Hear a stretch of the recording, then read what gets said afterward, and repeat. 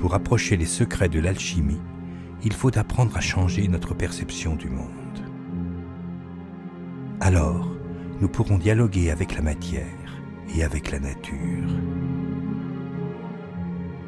Cet apprentissage, nous le ferons au cours d'un grand voyage, le voyage alchimique. 7 étapes, 7 films, en compagnie de Patrick Burenstenas, scientifique et alchimiste. Et le métal va lâcher son feu, la flamme violette sort, et à l'intérieur se produit ce que les alchimistes appellent le volcan.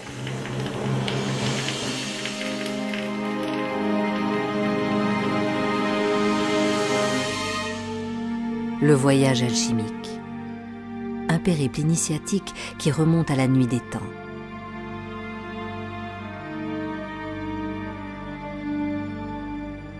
Il commence à Bruxelles, sur la Grand Place. Les alchimistes y ont laissé quelques messages. En alchimie, on dit « si tu cherches pour faire de l'or, tu trouveras jamais. Mais si tu sais en faire, t'en as plus besoin. » Pour faire de l'or, il faut avoir trouvé la pierre philosophale. Une pierre qu'on ne peut obtenir que si on est soi-même devenu un philosophe, un sage. Le voyage alchimique est avant tout une quête philosophique. Nous passerons par Chartres, notre deuxième étape. La cathédrale nous fera prendre conscience des énergies du ciel et de la terre. Toute l'énergie du lieu, toute la charge de la cathédrale se vide à l'intérieur de nous. Même si cette cathédrale ne nous donne aucun moyen technique pour obtenir le grand œuvre, eh bien elle nous met en tout cas sous la voie de la philosophie de cette œuvre.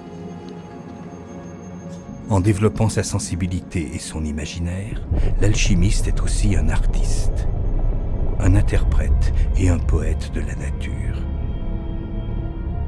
Ce que nous fera percevoir la troisième étape de notre voyage.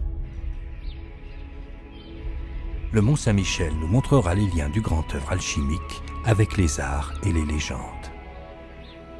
Nous apprendrons la langue des oiseaux et la musique du monde.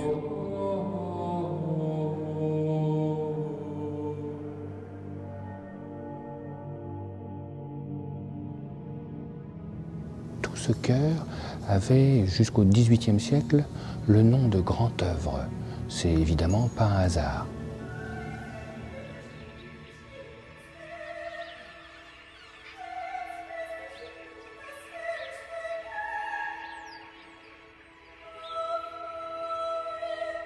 Ce que nous cherchons est en dehors de cette réalité. Il va donc falloir que nous soyons capables de percevoir autre chose. À Rocamadour, quatrième étape, nous ressentirons presque physiquement ces autres dimensions. Tout alchimiste doit faire un certain nombre de démarches. Il va passer des portes, et ici, il va passer ce qu'on appelle une porte entre les mondes, c'est-à-dire une manière de percevoir la réalité non ordinaire. Celle qui est habitée par les esprits de la nature. On les appelle les élémentaux. Ils seront des aides précieux pour l'alchimiste.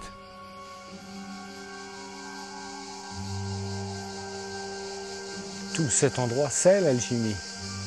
C'est l'âme de l'alchimie. L'alchimie, c'est pas de rester dans son laboratoire et de faire des petits mélanges. C'est comprendre l'univers. On est ici à la croisée de tout ce qu'est l'univers. Alors nous serons prêts à partir pour la cinquième étape.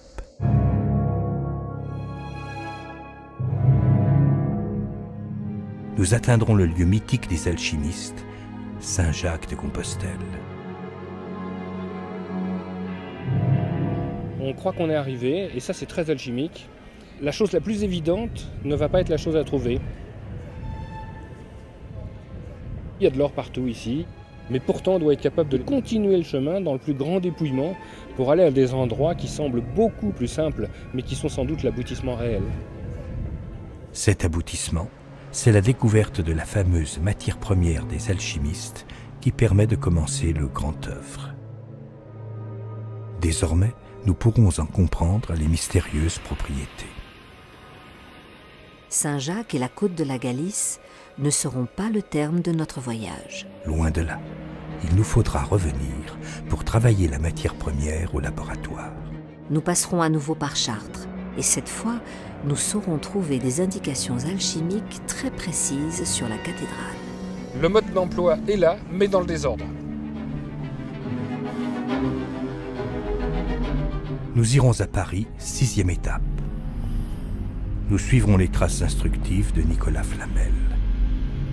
Au retour de Compostelle, ce célèbre alchimiste du Moyen-Âge avait, dit-on, trouvé la pierre philosophale. Comme lui, nous commencerons à voir le métal se transformer. Il se passe quelque chose. Il se passe quelque chose à l'intérieur du creuset alors que l'extérieur ne bouge pas.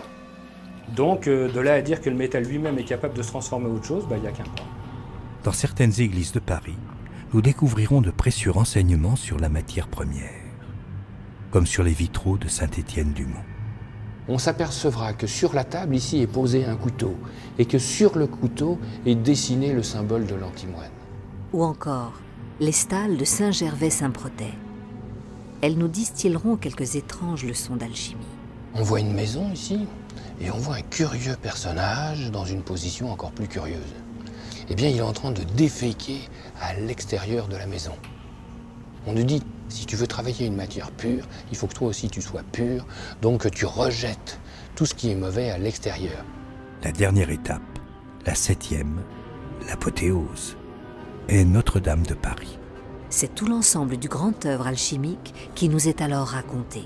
Sur les médaillons du portail central et sur la rosace qui les surplombe.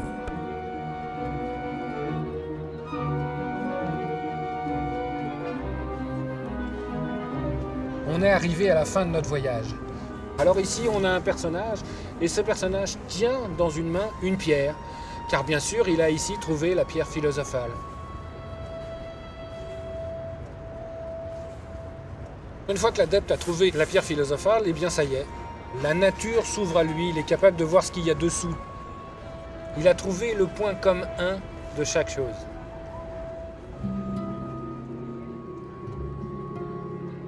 À l'issue de ce grand voyage, l'alchimie nous aura fait partager l'extraordinaire richesse de la quête à laquelle elle invite depuis des millénaires. J'espère que ça pourra permettre à l'homme moderne de se réconcilier avec son monde.